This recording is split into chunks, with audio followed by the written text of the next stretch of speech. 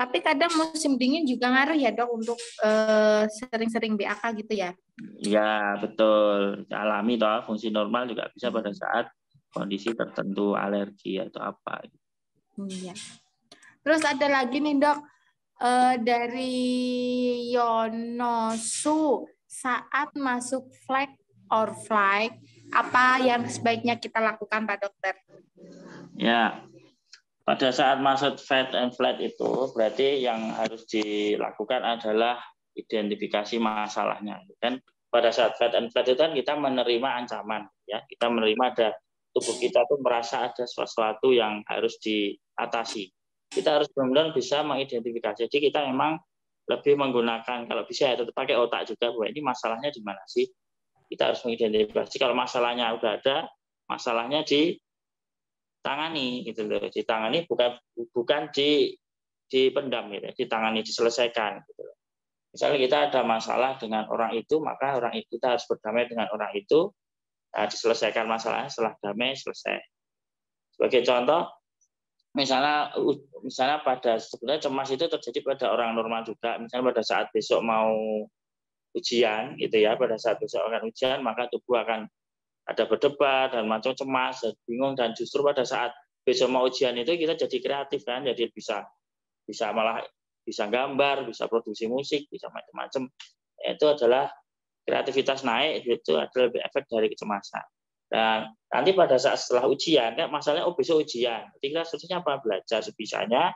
Dan besok setelah masa ujiannya selesai, kan masalah selesai. Maka dia harusnya akan normal. Pada saat orang yang tidak overthinking itu akan selesai. Itu contohnya seperti itu.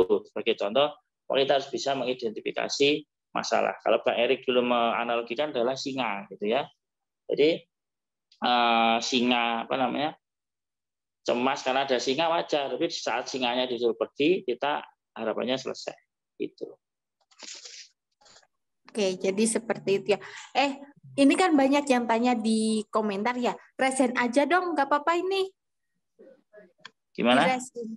Ini kan daripada di komen nanti takutnya nggak kebaca, mendingan resign aja, ngomong langsung sama Pak Dokternya kan lebih enak nih, nggak apa-apa. Ayo dari siapa ya, ini? boleh. David Palembang, silakan. David ngomong aja langsung sama Pak Dokternya, nggak apa-apa. Takutnya kalau di komen ketumbuk nggak kebaca. Sudah jinak kok Sandra.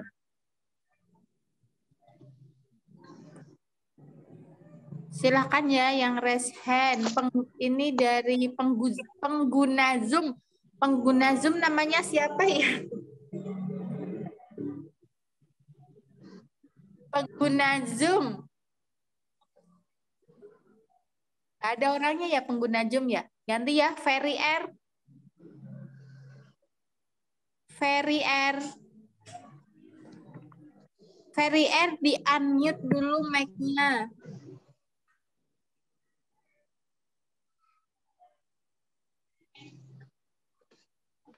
Halo Ferry R. Belum masuk ya? Iis Apriliati. Saya pause dulu ya.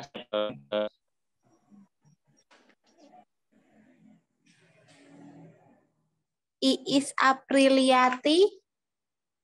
Di unmute dulu Kak, mic-nya digencet dulu biar ada bunyinya.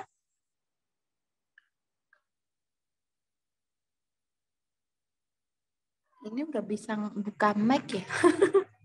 Ferry, coba. Ferry ya mau ngomong ya. Gambar mic-nya dipencet dulu Mbak Iis. Ya, halo. Halo, Udah Dok. ya, udah bisa ya. Sore. Sore, Dok. Ya, sore. Ya, terdengar Dok suara saya, Dok ya. Ya. Ya, saya Ferry, Dok, dari Jakarta. Ya. Jadi begini sih, Dok, saya mengalami nggak tahu ini anxiety atau bukan. Untuk yang kedua kalinya itu di bulan Januari kemarin. Sedikit cerita aja Dok ya. Itu pas saya pulang kerja, tiba-tiba tuh di jalan perut saya hampir semua seluruh badan saya tuh terasa kaku gitu Dok. Terasa kaku ya untuk pikiran udah kemana-mana tuh dok, takut mati lah, takut pingsan segala macam tuh yang saya rasain sampai saya masuk IGD. Nah, alhamdulillah sih dok, setelah saya nonton videonya Om Erik, bahwa di situ saya terapin pola makan, pola hidup. Ini kayaknya mamanya nggak diingat gitu loh perasaan kita. Sampai Padahal saya kita yang 24 konsumsi jam. vitamin B kompleks nih dok. Kita Nah ngomongin untuk apa saat ke ini sih papanya, memang pokoknya papanya nggak yang boleh saya dimarahin, rasain papanya sih nggak boleh. ada sedikit Gitu perkembangan. kalau ke papanya. Cuma tetap untuk kecemasan ini terkadang tuh suka apa ya, muncul-muncul gitu dok, kayak seperti takut pingsan atau segala macam, apa sih namanya, takut mati lah segala. Itu yang saya pikirin. Nah, pertanyaan saya nih dok, kan saya juga karena nonton videonya Om Erik, itu kan disaranin minum vitamin, terus seperti apa namanya, vitamin B kompleks, terus omega 3, colmexing. Nah itu kalau yang pertanyaan saya itu vitamin tersebut boleh nggak dok diminum bersamaan gitu? Soalnya kan secara fungsi kan untuk vitamin B kompleks ini kan buat menghilangkan sensasi-sensasi ya. Terus omega 3 itu untuk tensi, sampai saya catat tuh kalau untuk jantung berdebar-debar segala macam lah. Nah itu bisa nggak dok diminum bersamaan gitu vitamin tersebut? Ya, untuk vitamin sebetulnya tidak ada masalah ya diminum bersamaan karena itu kan isinya beda. Omega, kemudian ada kalmaxing, ada B kompleks, itu kan isinya beda. Diminum bersamaan nggak masalah. Kecuali kalau isinya sama. Misalnya Neurobion sama merek lain ya. BCOMC misalnya. Itu kan isinya ada vitamin B1, B6, B12. Itu sebetulnya diminum bersamaan itu aman, cuman di tubuh itu kalau kita minum vitamin, kalau overdosis itu akan dibuang. Jadi kalau diminum bersamaan dikhawatirkan yang masuk itu berlebih, akhirnya ada sisa terus dibuang, hanya eman-eman gitu loh ibarat. Jadi kalau isinya sama lebih baik diminumnya dikasih jarak 4 jaman lah gitu agar semua vitamin itu bisa keserap semua oleh tubuh. Jadi sebetulnya tidak boleh diminumnya itu pertimbangannya itu bukan tidak boleh sebetulnya, tapi lebih baik diminum tidak bersamaan. Cuman kalau antara itu tadi kalmaxing, kemudian omega 3 dan B kompleks, kalau itu hanya isinya itu tidak ada yang lain, misalnya mereknya omega 3 ternyata ada B1, B6, B12, nanti minum B kompleks lagi lebih baik tidak bersamaan. Kalau itu mau diminum semua beda gitu. Jadi kalau itu sebetulnya itu sih. Baik dok, terima kasih ya dok ya.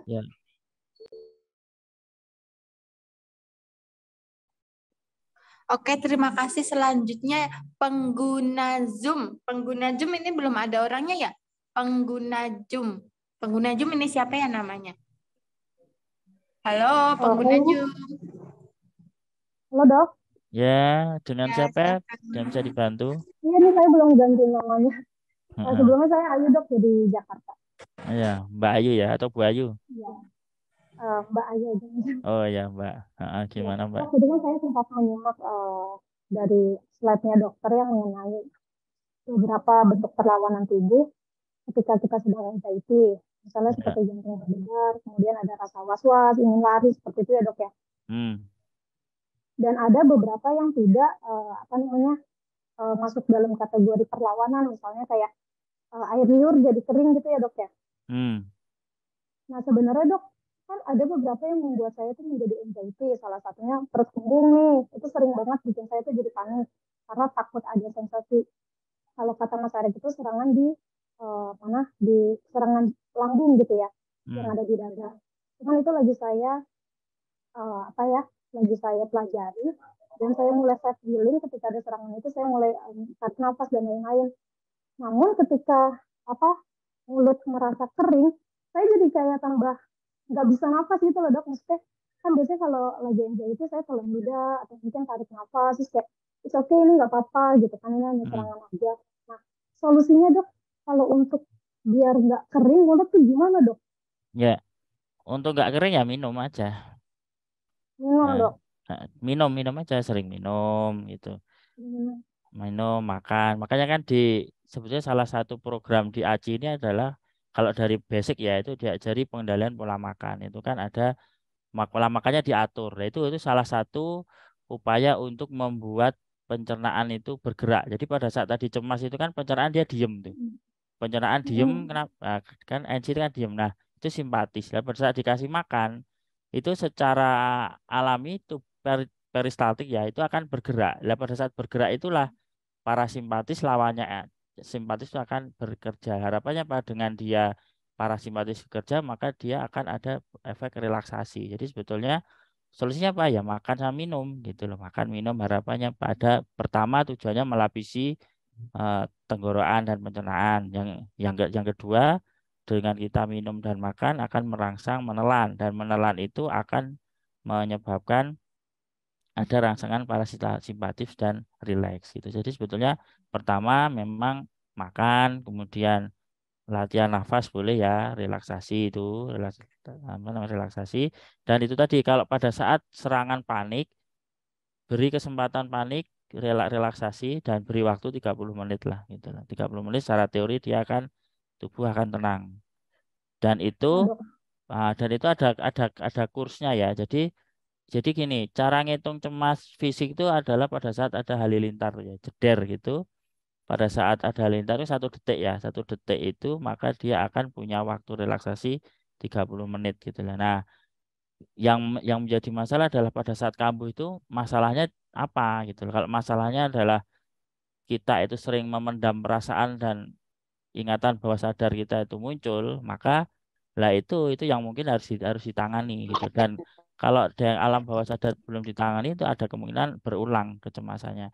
Dan proses menuju stabilnya ada kursnya yaitu kejadiannya kapan? Misalnya sudah 1 tahun. Nah, mungkin untuk penyembuhan adalah kira-kira butuh waktu yang tidak sebentar, jadi butuh waktu.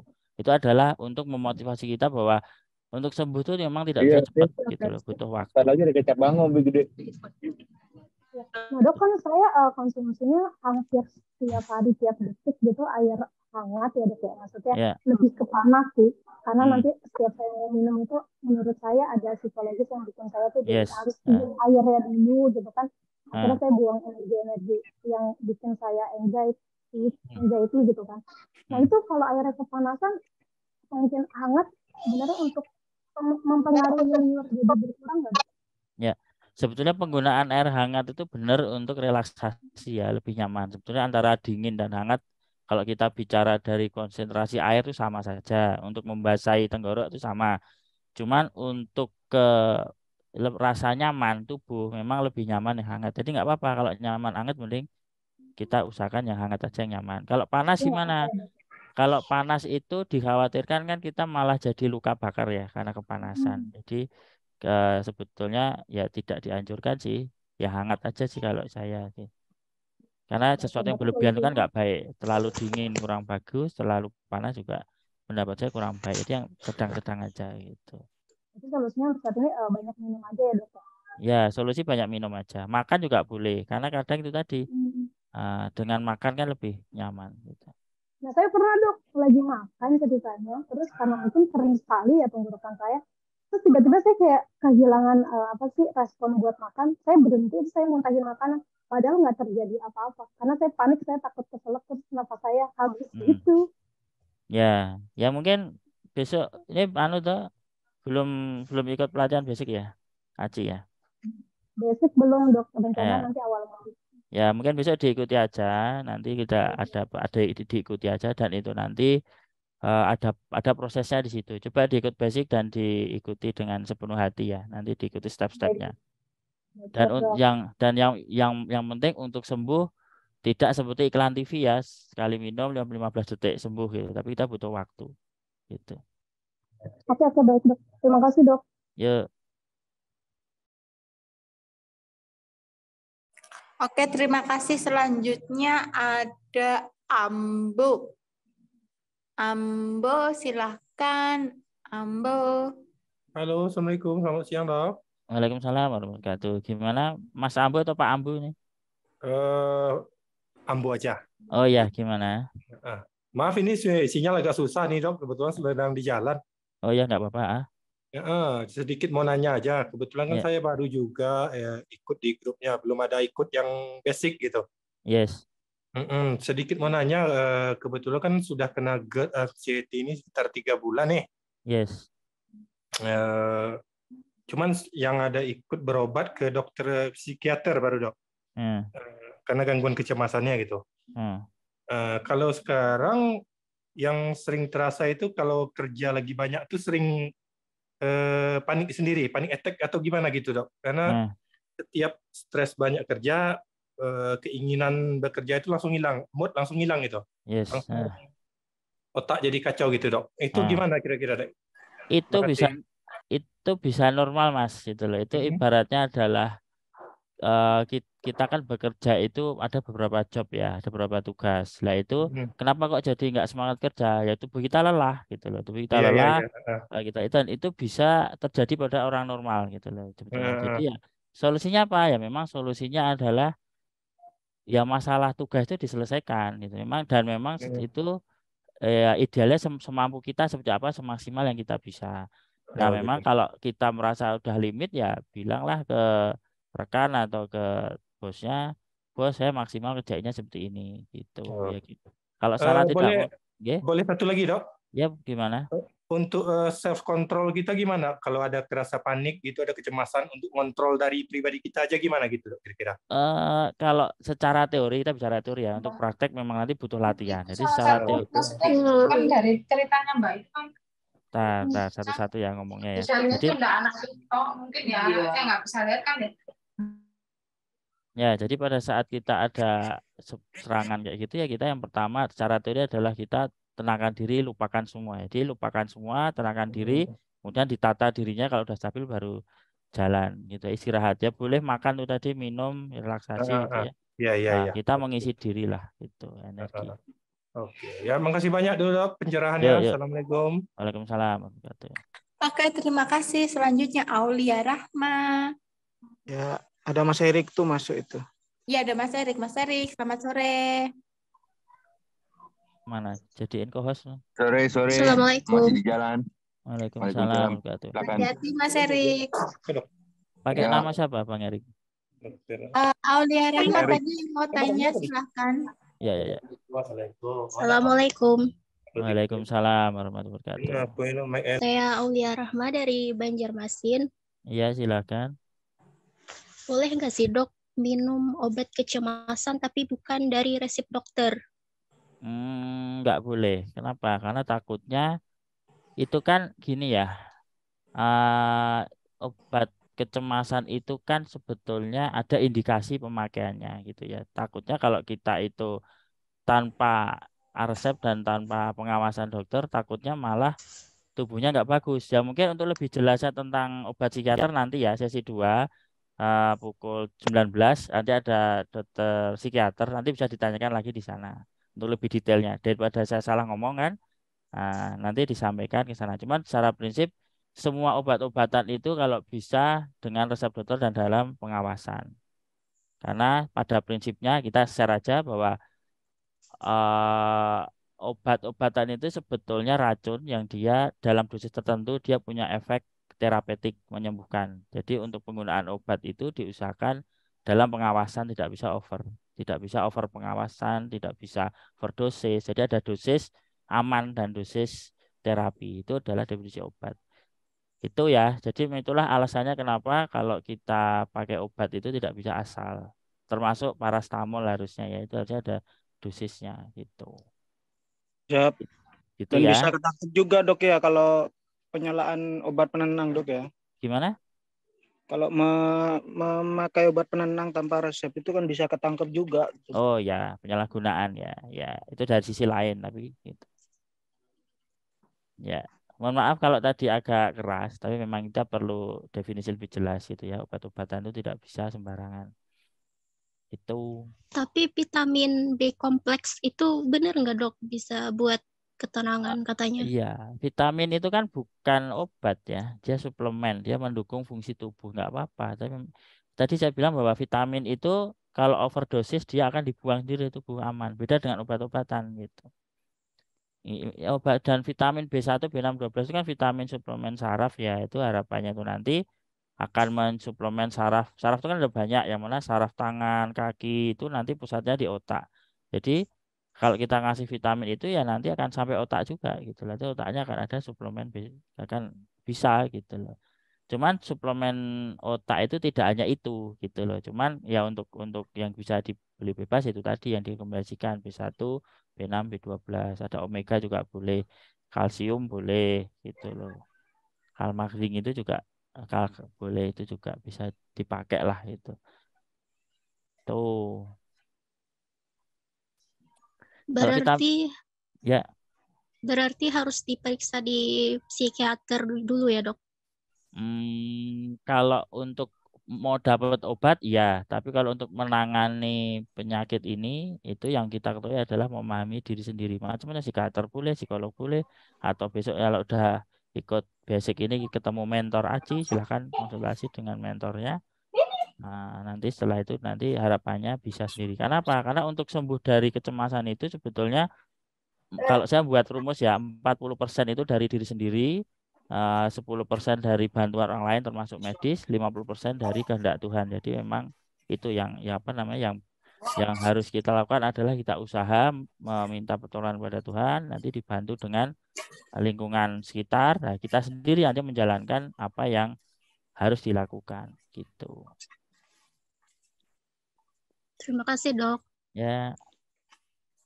Oke, sama-sama. Selanjutnya ada Rio Indramayu. Silahkan.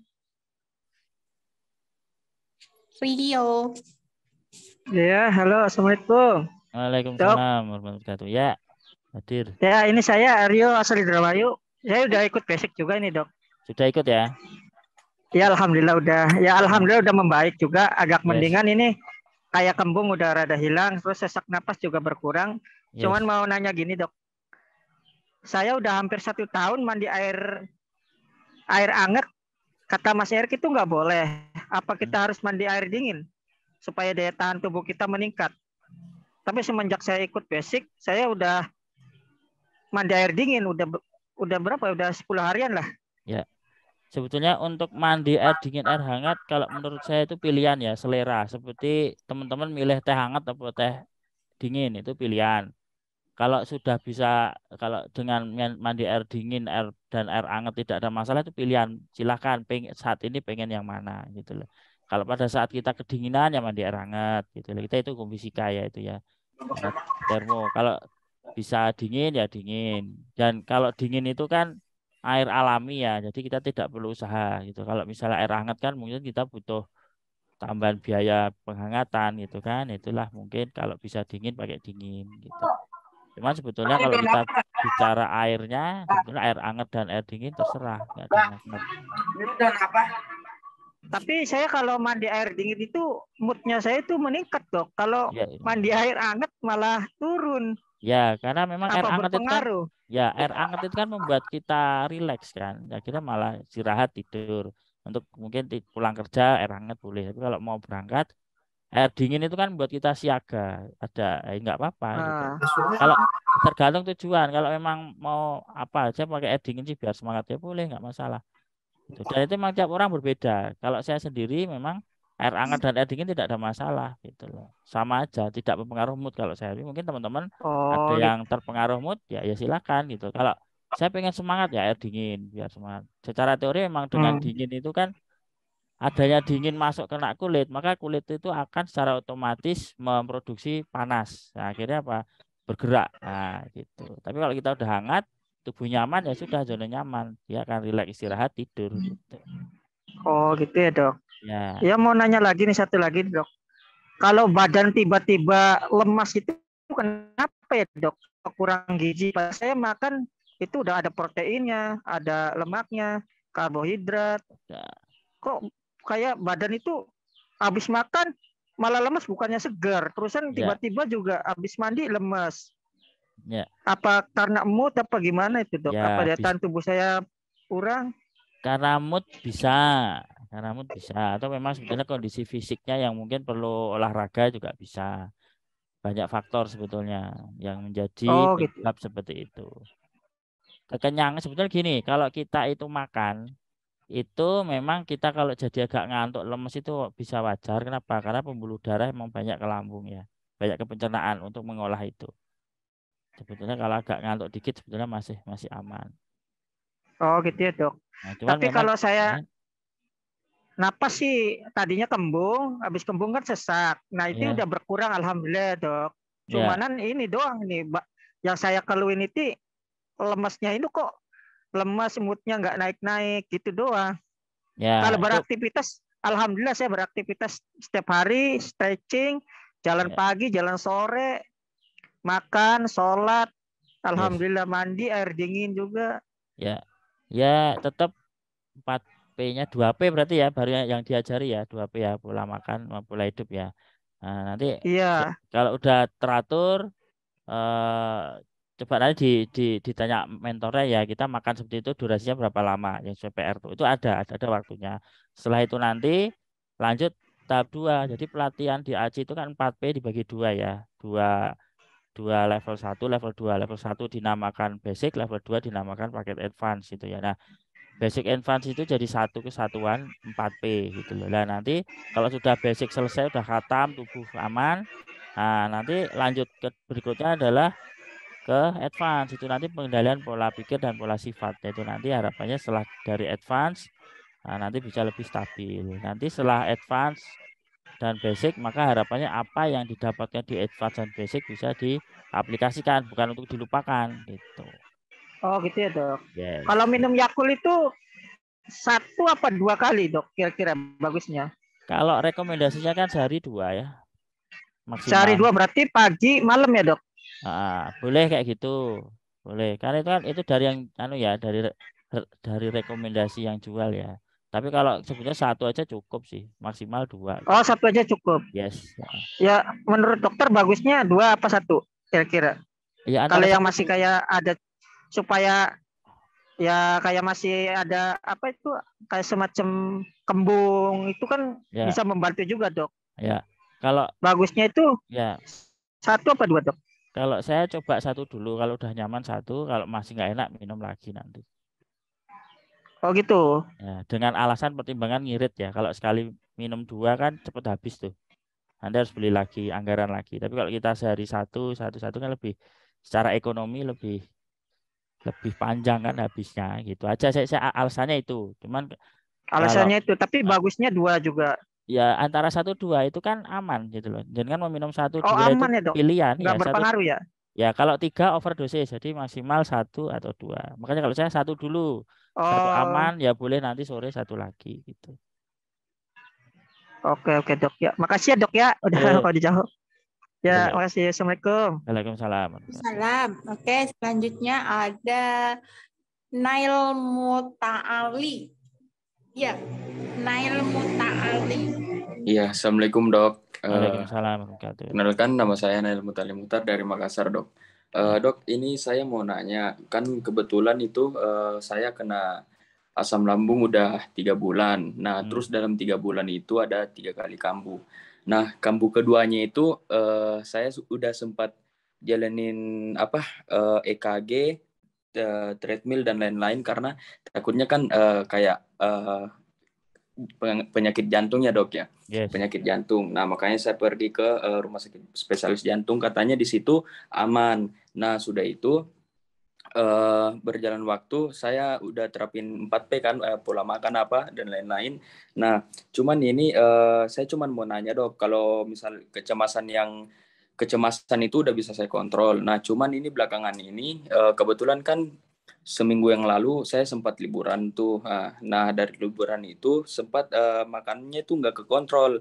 Nah terus 3 hari belakangan ini muncul kayak gejala-gejala yang baru saya alamin dok, kayak misal sebelumnya itu nyeri dada udah ada, cuman sekarang itu nyerinya itu kayak dada sama lengannya itu bagian kiri. Nah terus lengan bagian kiri disertai sama kayak badan itu ditusuk-tusuk, kadang pindah di kaki, itu bergantian dok. Nah itu kayak normal atau enggak dok? Sama biasanya kayak terasa jatuh dari tempat ketinggian dok, itu biasanya. Nah, itu Ya. yang belum bisa itu yang belum bisa saya kendaliin, Dok, sampai sekarang. Ya, baru ya itu. Iya, baru. Ya, itu tadi kejadiannya setelah ngawur ya, itu kalau nggak salah setelah asal makanya ya. Jadi memang kalau kita apa namanya, ya kita kembalikan, jadi ditata aja hidupnya. Jadi kan nanti ada keluhan tadi dari grafik saya kan, bahwa untuk sakit itu ada ketidakseimbangan semuanya. Jadi semua itu harus diseimbangkan.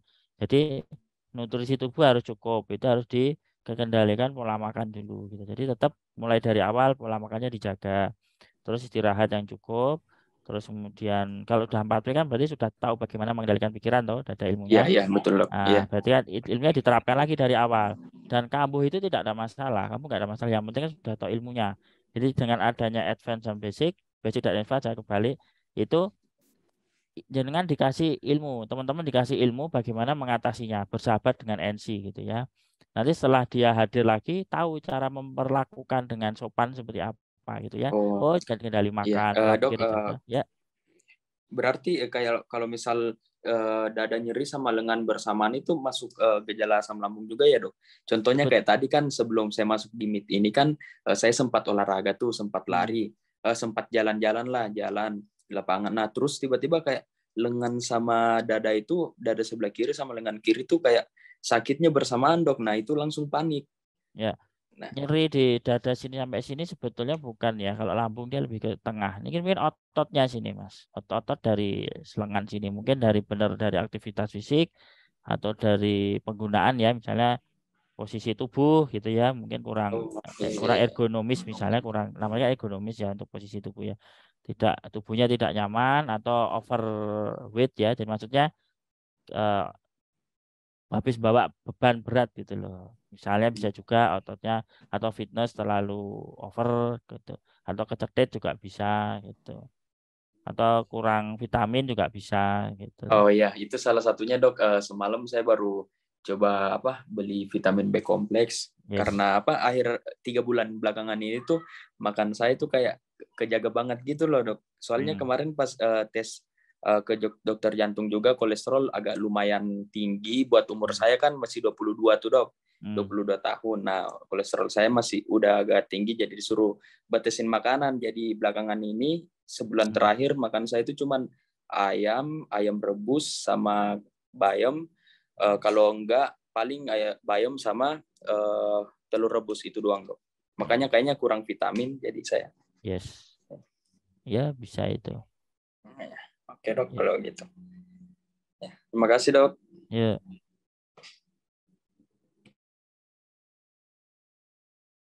Lanjut. Inaya Zakiyati. Ya, 10 menit lagi ya. Sampai jam 18 WIB.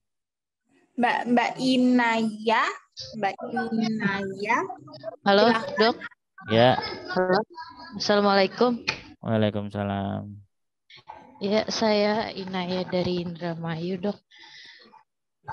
Saya seorang ibu rumah tangga yang punya anak kecil gitu ya. Kalau habis makan kan kita harus dikasih jarak waktu untuk rebahan itu 2 jam ya. Yes. Tapi kan kadang kita ibu rumah tangga terkendala sama anak gitu. Kayak pengen menyusui atau ngajak dia bermain kayak gitu.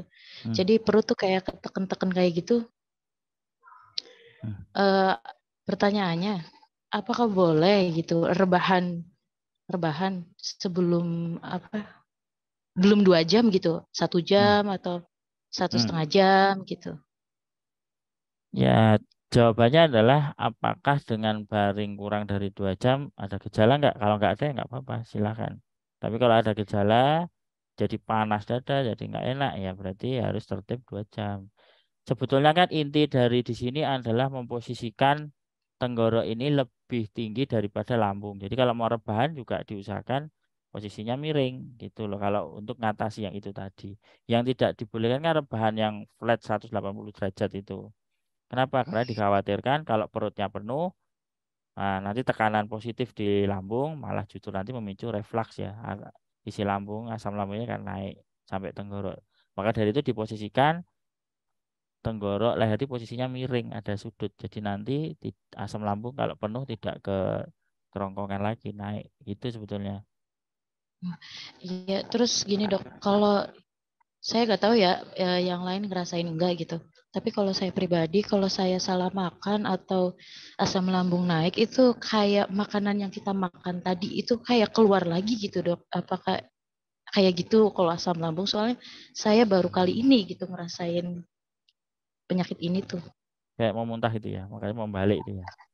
Iya, muntah. Ya kalau dimuntahin kayak kita habis makan nasi, keluar lagi nasinya kayak gitu. Ya. Asem, rasanya asem. Ya benar, secara teori itu seperti itu memang. Karena kan kalau ada sampai sebetulnya kan reflux itu sebetulnya asam lambung tapi yang ke tenggorok ya kan sampai atas. Itu namanya LPRD gitu, kena tenggorokannya. Kalau GERD itu kan cuma sampai kerongkongan. Jadi naik kerongkongannya panas nggak enak tapi tenggorokannya aman. Nah, memang bisa asam lambung bisa seperti itu gitu. Saya kan bolak-balik ke dokter ya, udah ada 4 dokter itu, dan vonisnya itu beda-beda itu dok ya. Sebelum saya tahu saya kena anxiety ini ya, pertama ada yang memvonis darah tinggi, Yes. kedua ada yang memvonis lambung, Yes. ketiga ada yang vonis jantung. Nah, itu rontok apa sih? Sagara kok?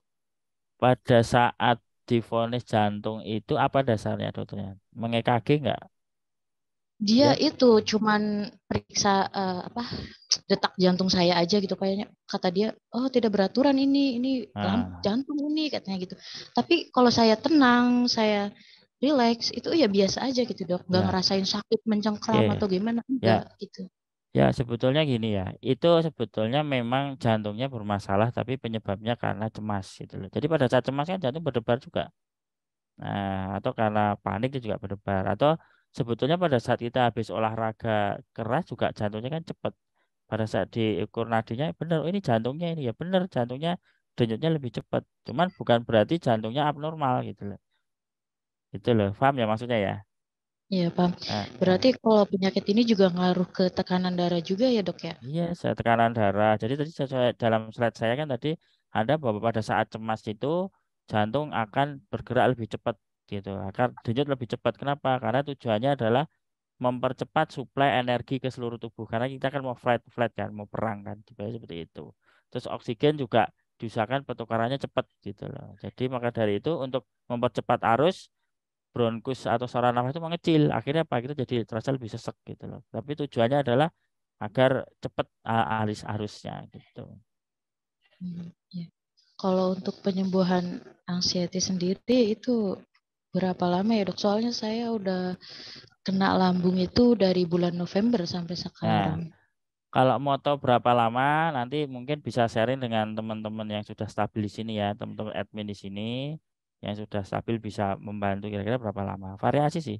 Tapi cuma secara prinsip adalah, secara teorinya adalah untuk masalah waktu biar Tuhan yang menunjukkan lewat tubuh kita kan kapan sembuhnya gitu loh. Jadi memang tetap nanti yang bisa menjawab kapan sembuh ya diri kita sendiri dengan berjalannya waktu. Cuman kalau mau rata-rata berapa lama, nanti habis dari sini kan ada break, nanti bisa nanti diajarkan sharing session dengan teman-teman admin sembari break sholat ya maghrib untuk yang berkewajiban, nanti kita mulai lagi jam 7.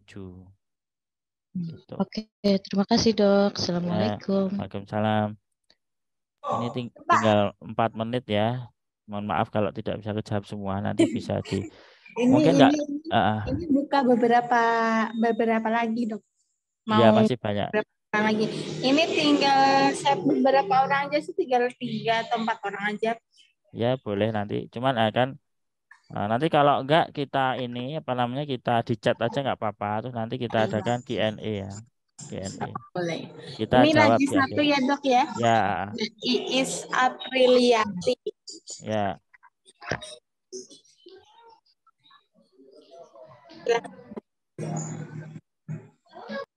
Mbak Iis Apriliati, silakan. Nggak ada suaranya Mbak Iis.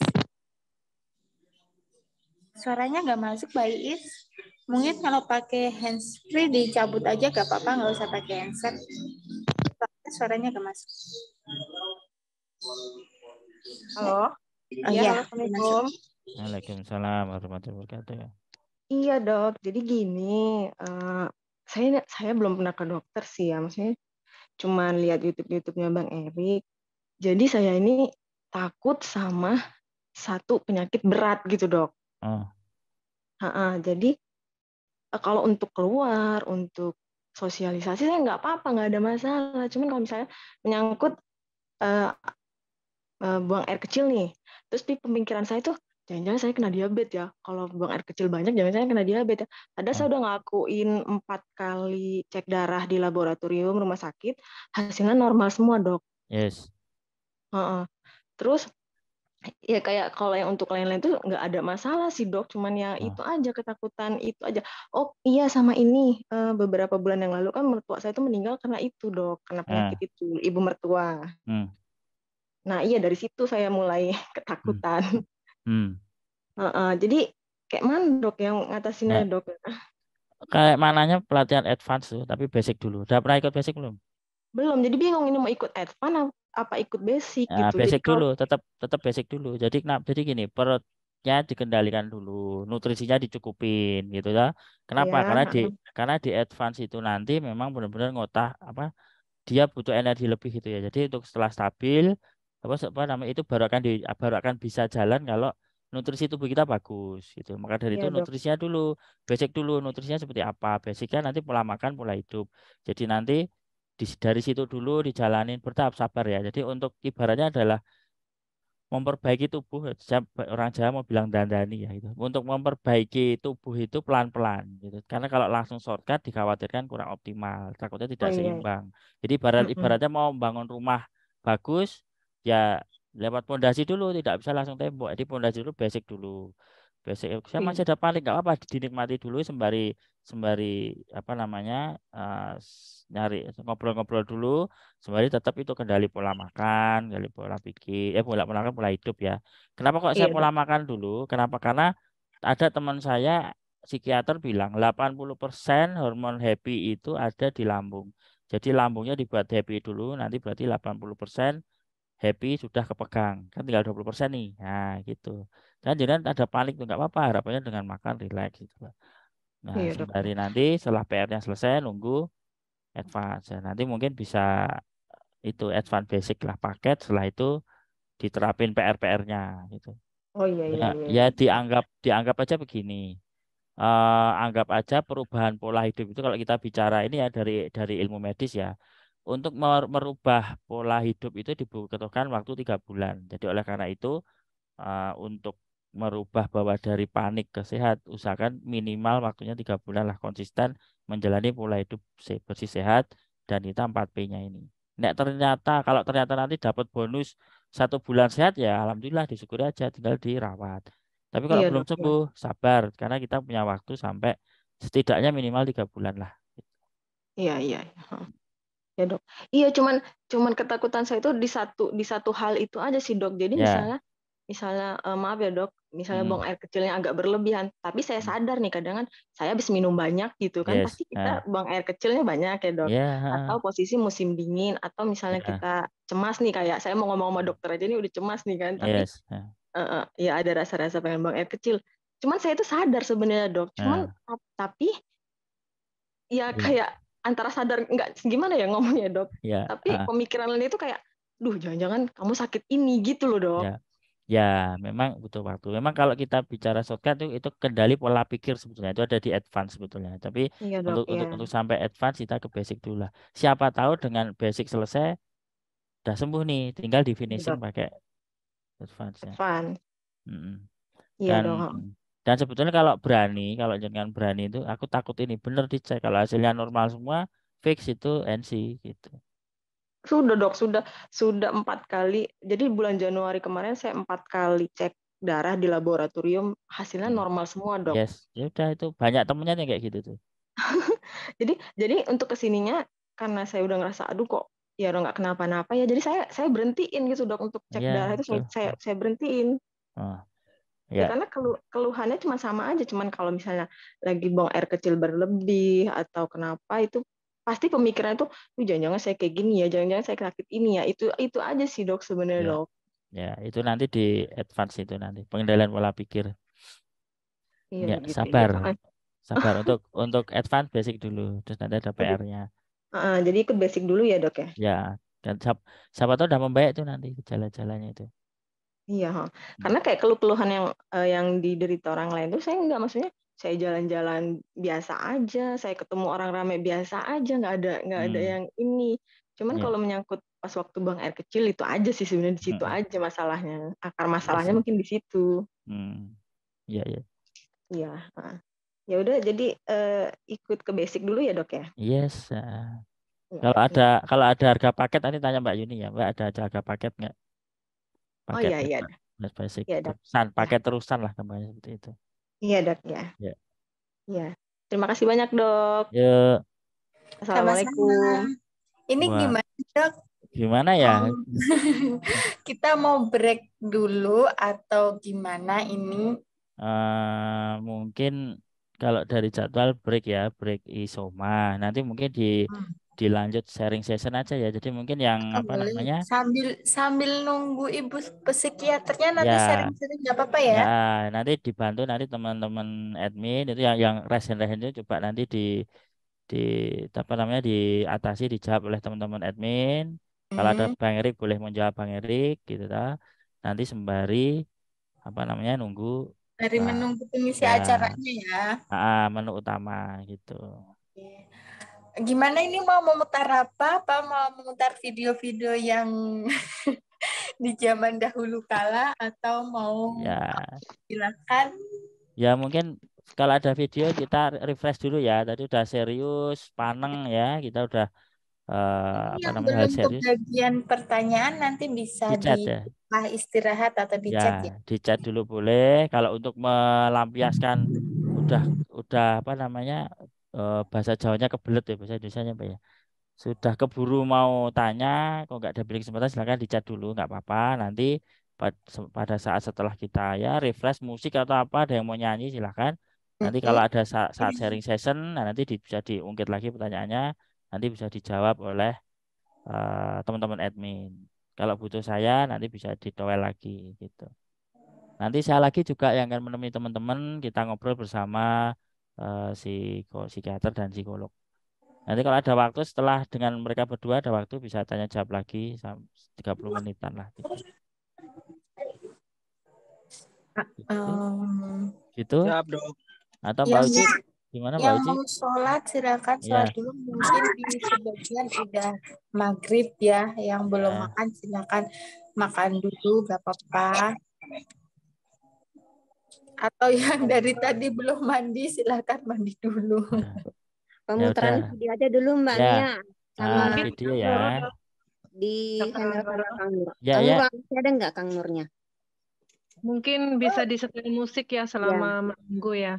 Ya, siapa yang punya musik? Aku musiknya. Musik yang happy birthday juga gak apa-apa. Kalau ada yang punya silakan. Saya musiknya. Ini kayaknya bisa ini. Raiso. Kang Nur. Ya. Mungkin saya break dulu juga ya. Ini di tempat saya di Jogja udah masuk azan ya ini ya. Ya silakan Bang. Juga Dok, sholat dulu. Yuk, sholat dulu ya. Saya masih di sini karena saya ini host kan. Kalau saya live nanti bubar. Nanti tetap di sini tapi saya ngilang dari tayangan gitu. Gitu ya. Nanti Uyu boleh sholat dulu, nanti gantian kita putar ya sampean masuk. Ini Canur. Apa ya? Mutar lagu atau video? Video. Mbak Uci video. Gitu. Itu makan apapun, tapi nggak ada kayak sakit perut, nggak ada apa, nggak ada kayak nggak ada nyesek atau apapun, nggak ada. Cuman itu doang masalahnya. Itu doang sih Mas paling. Gitu. Kalau sendawa itu berarti masih bergas, lambungnya masih banyak bergas. Apa? Tayangan yang kemarin, ultah yang kemarin atau apa? Karena yang tayangan yang baru ini kan Mas Erik belum edit. Mungkin nggak tahu besok atau kapan. Kemarin kayak apa ya? Salah kaprah. Salah kaprah iku lho. Salah kaprah yang mana, Bro? Iku. 1, 2, 3. Loh. Ini. Nyanyi selamat ulang tahun lah. Ya, putar lagu selamat ulang tahun lah, YouTube lah, selamat ulang tahun Selamat aja ulang tahun aja, biar rame. Bu Ida. Iya, Mbak Mia. Ya silakan yang mau sholat. Bu Ida. Yang mau sholat silakan dulu sholat dulu. Ini jumlah batu Mas Uye. Opo Mas Uye. Udah aku kirim. Aku tunggu transferannya. Apa lagi? Silakan yang mau sholat. Oh iya, kamu sholat dulu ya, nanti gantian host, gantian MC-nya. Apa kayak mana, siapa tadi tuh? Kalau sholat dulu boleh dimatiin dulu zoom-nya enggak? Oh, terserah kamu aja. Siapa yang nggak sholat sama aku, kita cerita. Dia matiin dulu, soalnya mau ke masjid. Oh iya, nggak apa-apa, nanti bisa kan, nanti masuk lagi ada linknya kan? Siap. Makasih. Yang nggak sholat sama aku sini, kita ngobrol.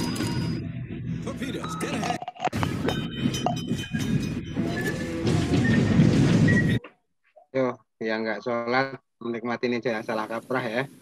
Hai, dengan ada Ibu di sini. Sekarang ngomongin kenapa salahnya anxiety kamu ya. Jadi mau bahas nih, banyak kebanyakan informasi. Oke, rumusnya adalah 1. Banyak tahu, banyak khawatir. Sedikit tahu, sedikit khawatir. Oke. Mari kita bahas itu ya. Sekarang gini.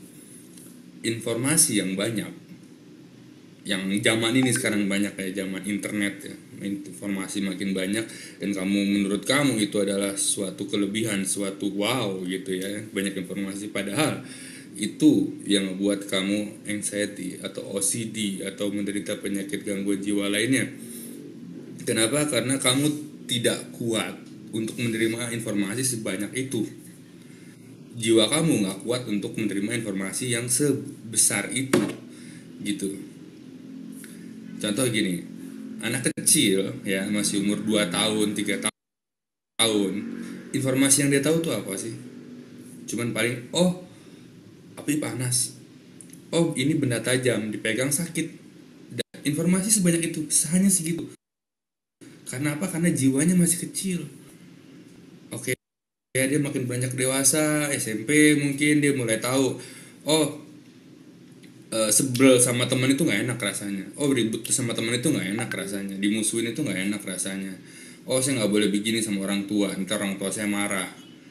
Itu informasi yang dia dapat karena balik lagi dia masih SMP, jiwanya masih segitu, belum berkembang ya kan. Perkembangan jiwa itu dialami oleh pengalaman yang kita dapat semasa kita hidup kan, ya kan. Jadi istilahnya makin sebetulnya sih gini jeleknya semakin kamu sering jatuh atau semakin kamu sering mengalami pengalaman buruk ya di kehidupan kamu, semakin cepat kamu berkembang jiwanya. Sebetulnya sih kayak gitu. Oke, balik lagi itu yang masih SMP tadi. Itu normal, itu zaman dulu. Zaman sekarang enggak, mungkin anak SMP zaman sekarang mereka udah tahu informasi penyakit A, penyakit B, nggak boleh kesini, nggak boleh di bawah pohon nangka malam-malam misalnya. Kalau ada kelawar tuh artinya apa, dia udah tahu sakit dada itu penyakit apa. Dia masih SMP, yang jiwanya masih segini, disuruh kasih informasi segini, ininya nggak kuat. Oke, mungkin saat dia belum terkena masalah, dia masih mikir, wah saya punya informasi, saya adalah kamus berjalan. Kamu nanya apa, saya punya jawabannya ya. Dia udah kayak Google berjalan, fine. Cuman begitu dia kena masalah beruntun ya, dan gak hidup yang gak sehat, baru udah anxiety nyerang, panic attack nyerang. Habis panic langsung kena anxiety, habis itu gak berani keluar rumah karena dia takut, oh sakit dada, oh sakit ini, sakit itu, oh saya gak kuat sini, saya kok jalan naik tangga kok ngos-ngosan, belanja dan lain-lain. Oke, itu baru anak SMP, SMA. Gimana kalau kamu yang udah tua ya, kamu tahu misalnya kamu baca di mana, ngerokok itu kena ke tangan dari tangan bisa ke baju, dan saya nggak bisa pelukan sama orang yang ngerokok kan, nanti harus merokoknya. Nah, itu sebetulnya lebay. Karena saya dibesarkan oleh orang tua yang ngerokok, dan saya nggak apa-apa. Dan orang tua saya pun dibesarkan oleh orang tuanya yang ngerokok, dan mereka nggak apa-apa. Oke, jadi zaman sekarang lebay. Jadi kebanyakan informasi lebay, dan yang Google pun yang punya website, yang punya blogspot gitu juga, mereka juga menulis hal-hal yang sebetulnya nggak penting menjadi penting gitu, menjadi kekhawatiran, karena tulisan-tulisan yang penuh dengan kekhawatiran itu mengundang banyak pembaca datang, artinya situs dia makin bagus. Sebetulnya itu masalahnya. Makanya banyak orang sekarang, nggak boleh makan ini, nggak boleh makan itu. Ini Telur ada palsunya. kegiatan bakti sosial. Tumbuhan ada ininya, pestisidanya. Di dalam kain atau di dalam selimut ada germs, ada segala macam. Akhirnya kamu jadi OCD yang semua higienis ya, pengen semua higienis, cuci tangan terus semuanya, jijik cuci tangan, kena meja cuci tangan, naik bis nggak berani gara-gara takut banyak kuman segala macam dan lain-lain, yang rugi kamu. Oke. Itu dia, cuman teman gara-gara apa? Gara-gara kebanyakan informasi. Saya nggak nyalahin zaman sekarang, cuman saya nyalahin adalah harusnya kamu imbangin dengan kekuatan jiwa kamu yang lebih kuat lagi untuk menerima informasi yang besar sekali pada zaman sekarang gitu ya. Kamu bayangin manusia dari dulu sampai sekarang sama, otaknya segini doang, otaknya segini, jiwanya segitu ya. Disuruh hidup zaman sekarang yang pilihannya banyak. Kamu mau beli sendal jepit aja mereka banyak, mau beli terigu aja mereka banyak, dan masing-masing ngomong punya saya lebih bagus, produk ini lebih bagus, produk ini mengandung A, produk ini mengandung B, ini ada vitamin, ini enggak, dan segala macam, bikin kamu pusing. Begitu kamu ke supermarket, kamu lihat mie aja banyak banget yang di sana. Kamu mau beli kopi aja banyak banget pilihannya. Tapi otak kamu cuma segini. Dari ribuan tahun yang lalu kerjaan kamu tuh cuma pemanah, petani, tukang masak, pedagang. Berapa karir sih, ya kan? Paling masih bisa dihitung pakai tangan. Yang sekarang kalian banyak pilihannya, barang-barangnya pun juga banyak. Itu yang ngebuat kamu makin tambah makin tambah pusing, mikirin A, mikirin B. Apakah gara-gara ini, gara-gara itu, saya harus ngapain, saya harus gimana, apa yang terbaik untuk saya, dan segala macam. Kamu menggunakan otak kamu tapi melupakan hati kamu gitu. Bahkan sekarang saya rasa banyak ya anak-anak yang masih muda pun I don't know, mereka milih pasangan berdasarkan logika gitu ya, bukan berdasarkan hati. Agak sulit juga. Atau mereka berteman pakai logika, sulit juga, karena setahu saya berteman ya pakai hati. Yang namanya pertemanan, percintaan, keluarga ya pakai hati. Nggak mungkin kamu meluk seseorang pakai otak, gue masih meluk ya peluk, nggak mungkin. Namanya berteman ya pakai hati. Senang ya senang, ketawa. Tapi nggak, I don't know, zaman sekarang aneh, semuanya pakai otak. Oke, jadi balik lagi ke kesimpulannya adalah banyak tahu, banyak khawatir, sedikit tahu, sedikit khawatir. Jadi bagi kamu yang mungkin udah mulai terkena anxiety atau kecemasan berlebihan, saatnya kamu sekarang mengurangi informasi yang kamu dapat. Jadi masa bodoh amat, jangan dipikirin. Ingat zaman dulu semua fine aja, ya udah. Kenapa sekarang mesti dipikirin? Oke. Dan berita hoax juga sekarang banyak, jadi mesti disaring juga, atau mendingan nggak perlu tahu sama sekali berita-berita kayak gitu, daripada kamu tahu terus kamu pikirin dan akhirnya kamu sendiri yang nggak nyaman, kamu sendiri yang cemas. Ini itu kamu makan sesuatu terus langsung cemas, habis makan bakso di jalan cemas, apakah ini mengandung apa, B, C, D, atau kotor atau apa-apa, kamu yang rugi sendiri. Balik lagi, itu kesimpulan dari video berikut ini. Akan ada yang tips kedua, check this out, dan salam. Bye. Saya admin dari Anxiety Care Garut mengucapkan selamat Hari Kesehatan Mental. Semoga kita semua bisa sembuh seperti sedia kala. Halo, nama aku Puput dari Asiatic Care Indonesia, Jakarta. Aku nemuin suatu grup namanya Asiatic Care Indonesia, dan ternyata aku nggak sendirian. Di situ banyak banget teman-teman yang ternyata sependeritaan sama aku. Ketemu di Instagram itu akun Yayasan Anxiety Care Indonesia. Nah, di Anxiety Care Indonesia ini ternyata ada cabang-cabang peregiannya gitu loh. Salah satunya ada di Palembang, dan aku ikutin, aku join, aku gabung gitu loh. Saya merasa saya sendirian selama ini. Ternyata tidak. Ada grup Anxiety Care Indonesia di mana tempat saya baru bergabung sekarang, dan di sana itu semua penderitanya juga mengalami hal yang kurang lebih sama dengan saya alami. Saya banyak mendapatkan ilmu-ilmu positif. Saya juga merasa kayak hidup saya itu bangkit lagi. Saya penderita anxiety disorder. Saya sering cemas dan panik berlebihan. Dan akhirnya saya bergabung dengan grup-grup anxiety. Salah satunya adalah grup Anxiety Care Surabaya. Di sana saya mendapatkan banyak solusi tentang kesembuhan anxiety. Semenjak bertemu dengan Anxiety Care Indonesia, banyak perubahan yang saya alami. Sekarang saya sudah bisa beraktivitas seperti biasanya. Ternyata di IG ada Yayasan Anxiety Care Indonesia, dan di sana banyak yang seperti aku. Ternyata aku nggak sendiri gitu. Banyak teman-teman anxiety yang saling memberikan semangat. Aku ketemu grup ini dan mereka nyaranin aku buat realisasi pikiran aku. Mereka kasih support, mereka kasih tips, dan itu berguna banget buat aku.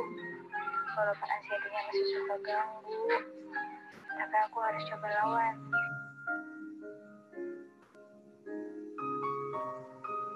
Dan saya juga memiliki sensasi seperti keliengan, mata kabur, sesak napas, hidung tersumbat, dan lain-lain banyak.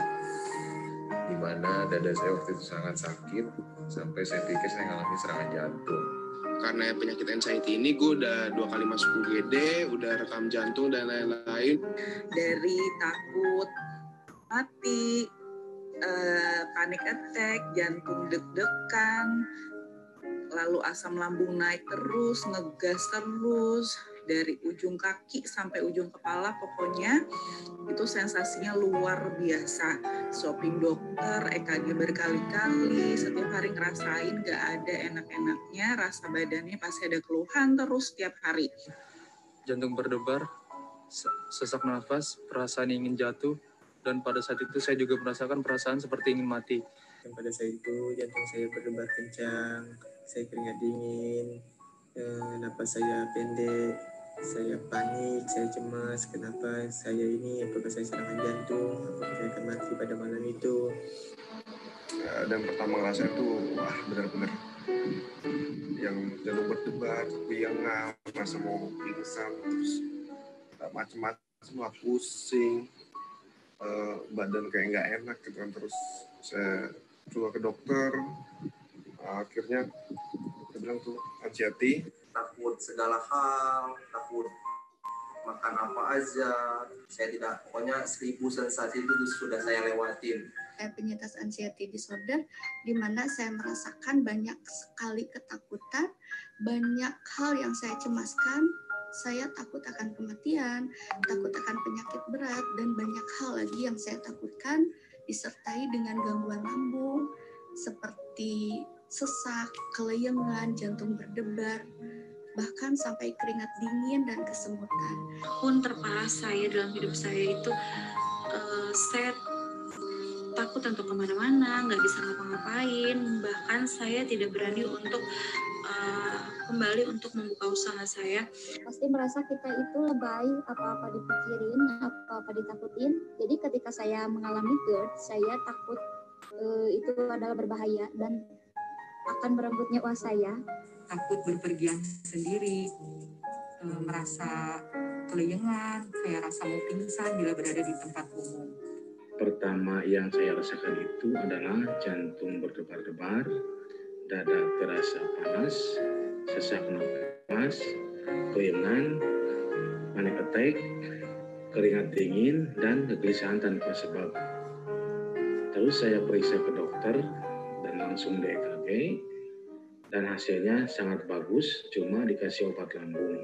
dengan sensasi psikomatisnya yang bisa dibilang 1001 rasa, seperti dada berat, dada panas, sesak nafas, kepala sakit, rasa lemas, keringat dingin, keliengan, dan lain-lainnya.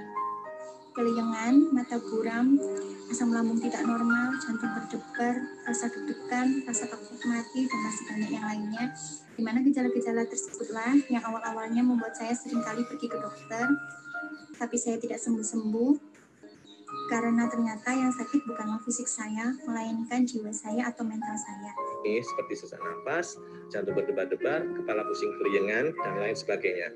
Dan waktu itu juga disertai dengan perasaan atau pikiran negatif, seperti nggak berani keluar rumah, takut menderita penyakit yang parah, atau perasaan cemas yang berlebihan, yang biasa disebut dengan anxiety disorder. Perasaan takut mati, perasaan dada berdebar, perasaan takut sakit, perut tidak enak, punggung kaku, terasa mau jatuh, kaki gemetar, semua terkumpul menjadi satu. Awal-awal bingung juga sakit apa aku ini. Kok begini banget rasanya. Sempat ada pikiran apa penyakit ini dibuat oleh seseorang karena umatnya itu pasti habis asar sampai maghrib. Jadi saya anxiety, bukan kena gangguan jin atau sihir atau santet. Kasusku meliputi cemas berlebih, mudah panik, GERD, mudah begah, ketidakmampuan mengontrol emosi, dan insomnia. Apakah kamu merasakan hal yang sama? Eits, jangan mendiagnosa sendiri, lakukan konsultasi dengan ahlinya. Dan saya takut mati, takut keluar rumah keramaian, saya masih takut. Dan ini sekarang, itu aku lagi cemas karena dengar tetangga tadi meninggal. Masih deg-degan, ngap ini beneran.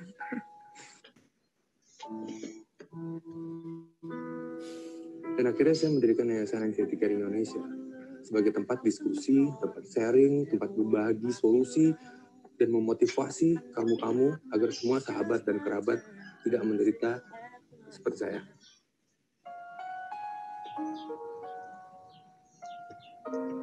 Gue mau bikin video karena banyak banget yang udah pada bikin video. Alhamdulillah gue udah better sih untuk anxiety.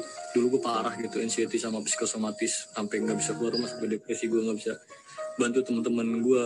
Bagi teman-teman gue yang belum tahu kalau punya anxiety disorder atau nggak kecemasan berlebih, ya inilah gue. Gitu. Dan banyak orang-orang yang menderita penyakit ini, tapi lingkungannya atau orang sekitarnya nggak tahu gitu. Kasihan, kayak gue kasihan gitu.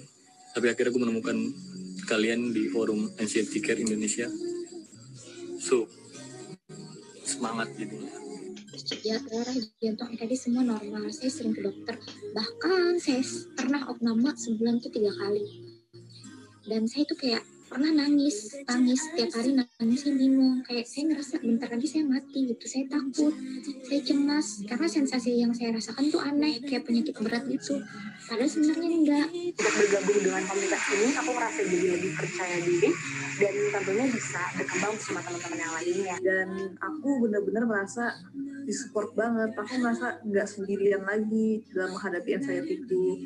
Di situ aku dapat banyak support dan kita saling membantu untuk sembuh, kita saling membantu untuk maju, kita saling membantu untuk punya hidup yang lebih baik lagi. Awalnya tuh pada tahun lalu, pokoknya rasanya tuh nggak enak banget. Saya nggak menyangka kalau usia kayak gini saya sudah menderita hal tersebut. Tapi untungnya saya mempunyai komunitas Anxiety Jakarta, sehingga saya tidak merasa sendiri. Jantung berdebar, otot tegang, tenggorokan ganjel, hidung mampet, bahkan kepala sampai sakit. Pokoknya nggak enak banget rasanya. Untuk aja aku masuk komunitas Anxiety Care Jakarta. Dari situ aku menjadi lebih kuat dan lebih semangat lagi. Dan itu saya overthinking saya itu berkurang, dan di saat itu saya merasakan ketenangan karena banyak yang sama seperti yang sensasi yang saya rasakan. Semenjak saya bergabung dengan Anxiety Care Jakarta, semua gejala-gejala yang saya alami dulu semuanya mulai membaik, dan saya memberanikan diri dengan hal yang saya takutkan dulu. Setelah saya bergabung bersama komunitas Anxiety Care Indonesia, di sana saya banyak menemukan solusi-solusi terkait itu. Semenjak saya masuk ke dalam komunitas Anxiety Care Indonesia, banyak ilmu yang saya dapatkan. Saya merasa tidak sendiri, saya lebih semangat lagi menjalani hidup. Di sana gue banyak belajar tentang bagaimana cara merubah pola pikir, pola makan, pola hidup. Dan itu sangat membantu gue banget. Di situ aku bisa sharing-sharing, bisa dapat pengalaman untuk progres dari terapi kesembuhan aku. Habis itu hari-hari saya itu bawaannya kayak pengen mati aja gitu. Akhirnya ada temen masukin saya ke grup Anxiety Care Indonesia. Nah di grup itu aku dibimbing sama mentor yang baik banget, terus ikhlas, pokoknya baik banget gitu. Membimbing saya biar sembuh, biar move on. Dan akhirnya sekarang alhamdulillah saya jauh lebih baik. Saya benar-benar move on, bisa beraktivitas. Aku masuk ke dalam Anxiety Care Indonesia, di sana aku berproses, di sana aku setingkat lebih tinggi. Tapi puji Tuhan, setelah saya bergabung dengan Anxiety Care Indonesia dan juga Anxiety Care Kalimantan, saya merasa jauh lebih baik dan sekarang saya dapat beraktivitas kembali seperti biasa. Saya dimentoring oleh guru besar yang luar biasa, Kang Erik. Kemudian beberapa teman juga, kemudian ada dokter juga, dan saya bergabung dalam grup Anxiety Kalimantan Selatan. Sejak bertemu dengan beliau, keadaan saya jauh lebih baik. Sedikit banyaknya saya tahu apa itu anxiety.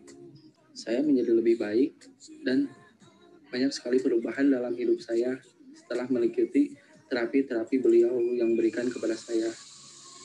Selama sebulan saya menderita. Setelah itu saya coba mencari di YouTube, di Google, apa yang terjadi pada diri saya. Lalu saya menemukan YouTube Om Erik dan masuk komunitas Anxiety Care Bandung. Alhamdulillah, sekarang sensasinya udah mulai berkurang jauh daripada waktu itu. Akhirnya dikasih link grup Anxiety Care Indonesia. Di situ kita banyak sharing gitu sama mentor-mentornya, kayak Kak Div itu, ada dokter juga yang bantu kita. Sensasi-sensasi yang saya rasakan dan saya bersyukur sampai saat ini saya alhamdulillah berhasil membaik dan pulih dari rasa sakit yang saya alami. Saat ini alhamdulillah untuk panic attack ataupun rasa-rasa yang benar-benar menakutkan sudah hilang, dan saat ini saya sudah bekerja kembali di salah satu bank swasta dan menjalani aktivitas sehari-hari seperti biasa tanpa ada rasa takut. Di sana itu banyak juga loh ternyata penyintas anxiety.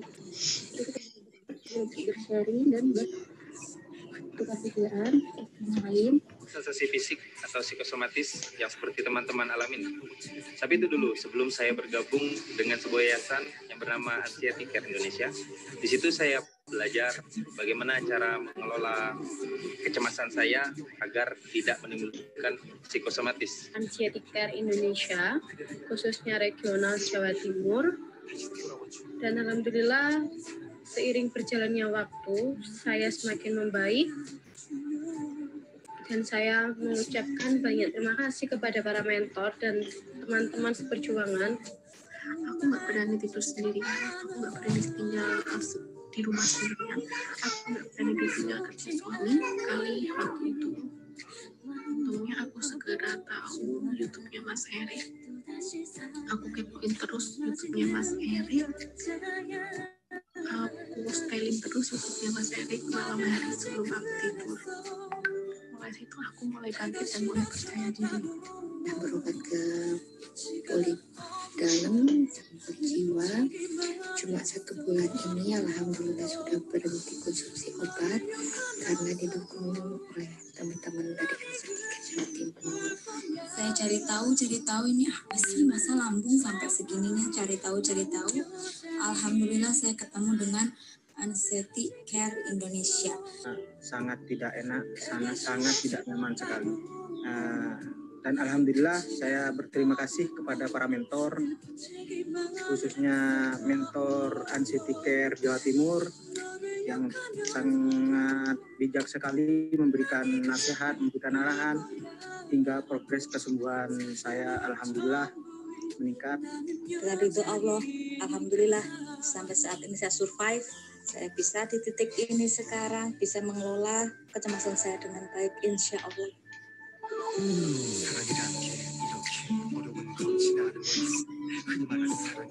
Dalam rangka Hari Kesehatan Mental Sedunia ini, saya ingin mengucapkan terima kasih kepada Allah Subhanahu wa Ta'ala, para mentor, dokter, dan motivator Bang Erik yang selama ini sudah memimpin saya, mensupport saya, dan tak lupa juga saya ucapkan terima kasih kepada Anxiety Care Kalimantan, Anxiety Care Indonesia. Makan pun hanya bisa makan ikan mas, rebus dicampur wortel dan nasi putih. Itu saya lakukan selama 2 tahun. Sekarang puji Tuhan saya bisa beraktivitas seperti biasanya.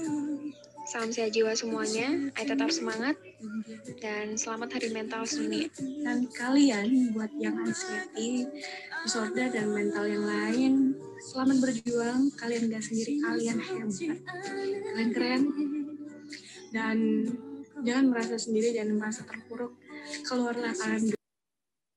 Dunia ini terlalu menyenangkan buat kalian terkungkum di pikiran kamu sendiri. Semoga kita semua selalu beri kesehatan jiwa dan raga, dan semoga selalu beri kemampuan untuk berpikir positif. Dan doa saya untuk kita semua kita semua selalu diberi kesehatan dan kita diberi kesembuhan. Saya di sini berterima kasih untuk Yayasan Anxiety Care Indonesia. Dan saya mengucapkan selamat sehat mental sedunia. Dan kita hapus stigma bahwa anxiety itu tidak bisa produktif ya. Kata siapa anxiety tidak bisa produktif? Ya, ini sebuah bukan aib, jadi tetap semangat. Untuk teman-teman jangan menyerah, tetap semangat. Kalian nggak sendiri, kita semua sama. Yang penting tetap berjuang. Oke. Sampai akhirnya alhamdulillah Allah berikan hidayah pada saya untuk menguatkan hati bahwa untuk keluar dari semua ini saya harus berjuang, saya harus punya tekad yang kuat dan saya harus action ya. Buat orang-orang semua yang berusaha sama penyintas juga, ayo kita semangat sembuh. Jadi saya jadi Surabaya. Terima kasih. Kalian semua saudara-saudaraku yang masih berjuang, ayo semangat, kalian pasti bisa. Kita bisa keluar dari lingkaran anxiety ini dan insya Allah kita bisa menjadi pribadi yang jauh lebih baik. Hari Kesehatan Mental Sedunia, saya mau mengucapkan banyak terima kasih kepada Anxiety Care Indonesia, Anxiety Care Bandung. We survive together. Komunitas ini gunanya itu untuk kita tuh bisa saling komunikasi, bisa tukar pikiran, bisa ngobrol, dan ada grup WA-nya. Dan gila, ini komunitasnya ini benar-benar apa ya yang aku lihat ya, kekeluargaannya tinggi gitu loh. Saya harus bangkit dan bangkit kembali. Saya harus semangat karena Tuhan tidak ingin saya putus asa dalam hidup. Karena Tuhan ingin saya bermanfaat bagi orang lain, bermanfaat bagi saudara, bermanfaat bagi tetangga, dan bermanfaat untuk seluruh Indonesia. Ya, akhirnya aku mulai merasa efeknya juga mengganggu ke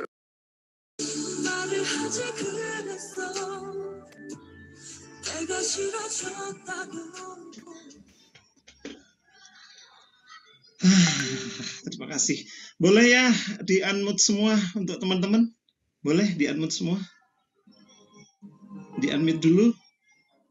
Ya, masa sedih. Sebut Bang Bete. Ya. Aduh, rasanya pengen nangis. Jadi teman-teman nggak usah khawatir ya. Jadi mungkin teman-teman yang baru gabung di ACI atau yang masih berproses, jadi itu salah satu dari sekian banyak testimoni dari teman-teman yang sudah pada sembuh gitu loh. Jadi nggak usah sedih. Yang penting kita tetap menjalankan apa yang disampaikan oleh Mas Erik, yaitu pola P. Aduh, mau nangis nih. Boleh ya saya minta tepuk tangannya untuk ACI. Oke. Terima kasih. Di-unmute semuanya teman-teman. Unmute ya, di-unmute ya. Terima kasih teman-teman. Ya, untuk diketahui juga ya untuk teman-teman bahwasanya pada pelaksanaan atau kegiatan Zoom pada hari ini, jadi kedua narasumber insya Allah sudah bergabung di Zoom kali ini untuk supaya jalannya Zoom ini tertib gitu ya, tidak saling nyerobot. Jadi ada beberapa tata cara atau tata tertib yang harus dipatuhi oleh teman-teman. Jadi selanjutnya saya persilakan untuk Mbak Kalina untuk membacakan tata tertibnya. Masa enggak? Makasih Mas Atok. Masa Oke. enggak? Habis nangis nih aku nih. terharu baca lihat testimoninya tadi. Oke teman-teman, ini tata tertib acaranya ya, pastikan mikrofon dalam keadaan mute selama materi, jadi biar pada konsentrasi gitu ya. Terus pertanyaan bisa diajukan melalui kolom chat atau fitur raise hand. Jadi nanti kita akan panggil yang raise hand siapa, kemudian nanti baru boleh bertanya setelah disebutkan namanya. Kemudian boleh dong partisipan mengubah namanya dengan format nama, terus dari domisili mana. Misalkan Kalina _ Jakarta, misalkan gitu. Nah, supaya apa sih? Supaya kita tahu nih kalian berasal dari mana aja sih, gitu kan. Terus nanti yang mungkin yang dari bagian Indonesia bagian timur, teman-teman yang ada di Indonesia bagian timur, nanti jadi bisa kita dahulukan gitu. Karena kan waktunya beda 1 jam atau 2 jam lebih cepat gitu ya. Terus siapkan alat tulis karena nanti pematerinya mungkin banyak materi yang penting-penting ya, atau kalian gak kebagian PPT-nya nanti jadi catat aja di rumah gitu kan. Terus siapin air putih dan sinyal yang baik. Kemudian silahkan menyimak dengan baik. Silakan Blian deh.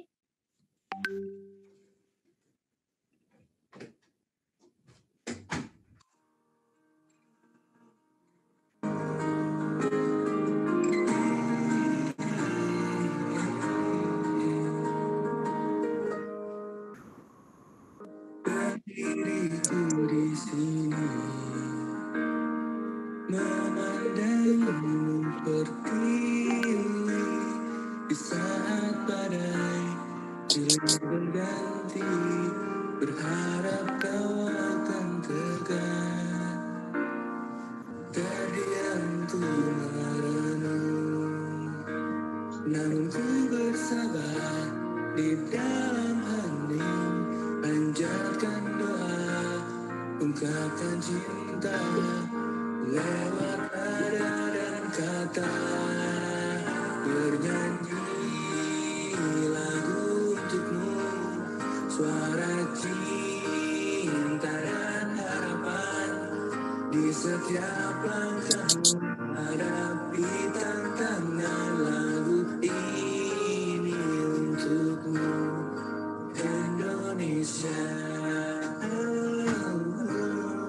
Indonesia,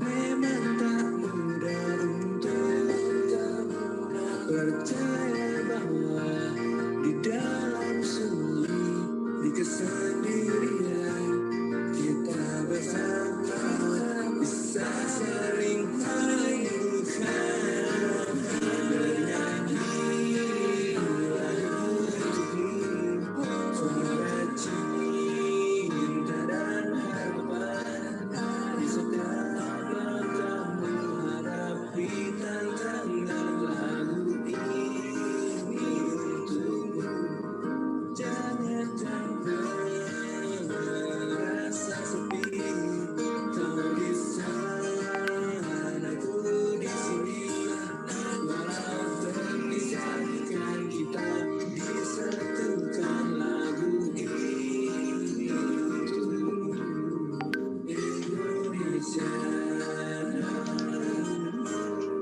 Indonesia, Indonesia.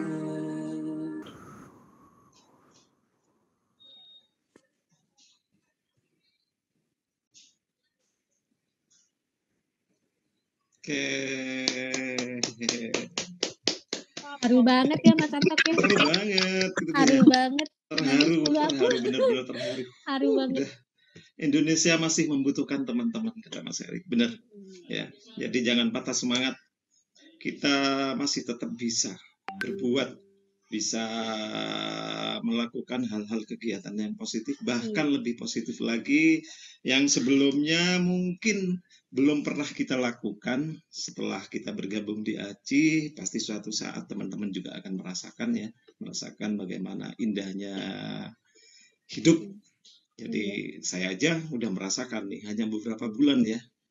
Kayaknya saya paling baru seumur jagung, kayaknya baru bulan September kemarin bergabung di ACI ya. Oke, jadi tetap semangat ya. Iya. Mas Antok Baik, mungkin ya. kita mau kasih sambutan dulu ya.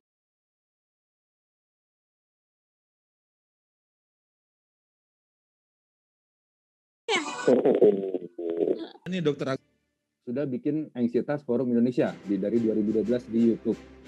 Nah, semenjak perjalanan Dokter Anggoro masuk, udah gitu dia ngebentuk jadi admin di grup di AI ya, 2015. Itu bareng sama dokter psikiater, Dokter Andri psikosomatik. Gitu. Dan waktu itu aku kenal Dokter Anggoro di situ pas dia jadi admin, dan aku sempat seminar bareng ya, ada videonya di YouTube kan. Yang aku seminar bareng sama Dokter Anggoro, dokter ini gedean deh kayaknya, guys. Terus speaker gue nih.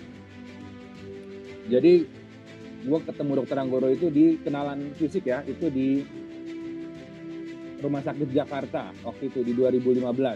Lagi seminarin masalah 3P. Aku launching 3P, belum 4P waktu itu. Dan aku tanya, "Dok, dokter pernah anxiety juga?" "Enggak." "Pernah GERD juga?" "Enggak." Nah di situ saya langsung, wah berarti ini dia benar-benar ngebantu orang tulus gitu, dan ternyata sampai sekarang tulus gitu ya. Ya beda jika misalnya, kamu kalau yang kamu sakit silakan ke saya gitu. Ini enggak, Dokter Anggoro sama sekali enggak. Dan dia bahkan dokter THT, bukan psikiater, bukan dokter umum, dokter THT, tapi ngurusin orang-orang yang anxiety sekarang gitu. Ya guys ya. Jadi itu kenapa Mas Rawi Persep dikasih ke Dokter Anggoro gitu, karena sudah 5 tahun ya, 5 tahun ngebantu orang-orang anxiety, dan dia bukan penderita, dan dia tidak menarik keuntungan dari orang-orang anxiety. Nah, tepuk tangan buat Dokter Anggoro. Gimana Dokter Anggoro? Udah datang nggak? Kebetulan saya telepon tadi nggak diangkat-angkat, mungkin lagi sholat maghrib. Iya, oke. Ya, nanti kita sampaikan aja di grup ya. Karena dia ada di YouTube aku Nanti ya. videonya menyusul. Ya, oke. Nah, Selanjutnya, selanjutnya Mbak Kalin. Best regional. Nominasinya adalah Jakarta, Surabaya, Sulawesi Selatan, dan juga Jawa Timur. Jawa Timur. Jawa Timur, dan pemenangnya adalah Best Regional dimenangkan oleh Surabaya. Ya. Tangan guys, boleh di unmute guys kalau mau tepuk tangan guys, biar rame guys.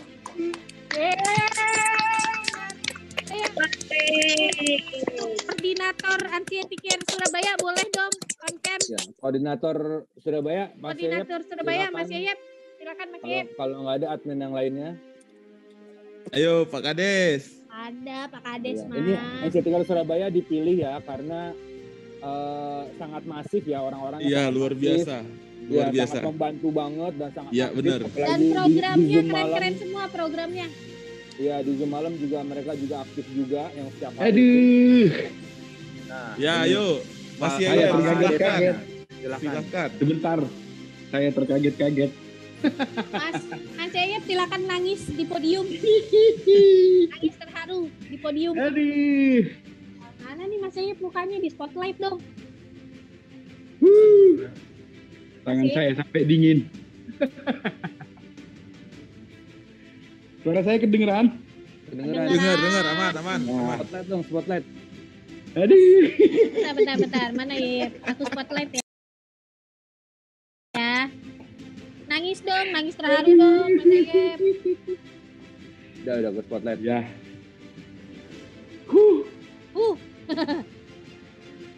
Saya pertama-tama saya ucapkan selamat ulang tahun ANSI Indonesia. Langsung menilai langsung. Langsung menilai Seberapa langsung sih? ya di lapangan ya. Iya, langsung. Dan best mentor dibenangkan oleh Jatuh kepada Kang Budi, Ansi Etiker Jawa Barat. Yeay. Selamat dari mana nih orang ini? Kang Budi. Selamat Kang Budi. teleponan ya. Dia lagi di jalan, tapi semoga hadir ya. Ada nggak nih Kang Budi? Halo Kang Budi. Kang Budi. Jadi Oke, Kang jadi Budi dari Ansi Tiket Jawa Barat ya guys. Ya. Yaitu kalau aku liatin dari pagi sampai malam melek mata itu. Mana nih orang ini? Mana orangnya nih, Bang Jul? Bang Julian. Selamat buat Bang Julian. Mana Bang Julian nih? Karena beliau menginspirasi banyak orang ya guys. Berkat program Jumat Berkahnya. Yes. Karena dia melakukan program Jumat Berkah, jadi semua Ansi Tiker regional itu Termotivasi ya. terinspirasi. Iya, Kemudian benar. semuanya jadi membuat Jumat Berkah juga. Bang Iya, Julian benar. hadir gak nih ya? Bang Julian ada nggak? Sholat. Dia lagi ngajar ngaji kayaknya jam-jam sebelum. Oh iya. Kita lanjut aja ya. Aku ntar dulu, aku mau share dulu nih. Ya, ntar. Aku mau share. Ya, silakan. Bang Aku Erik. share dulu sebentar ya. Ya.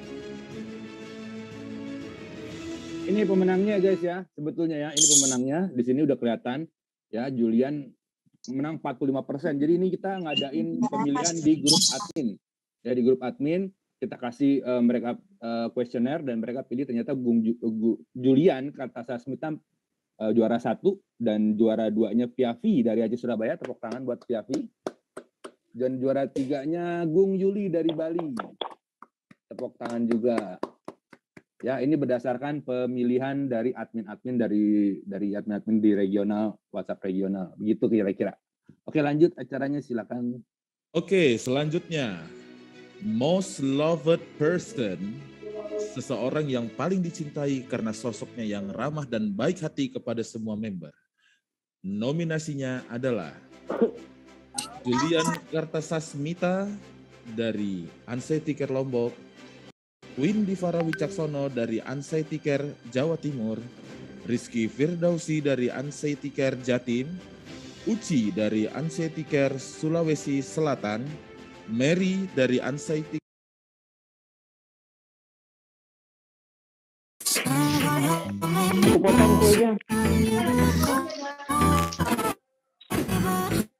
Nah, ini aja nih. Tadi share sound aja biar videonya ke sini. Biar videonya ke Patok motong kue.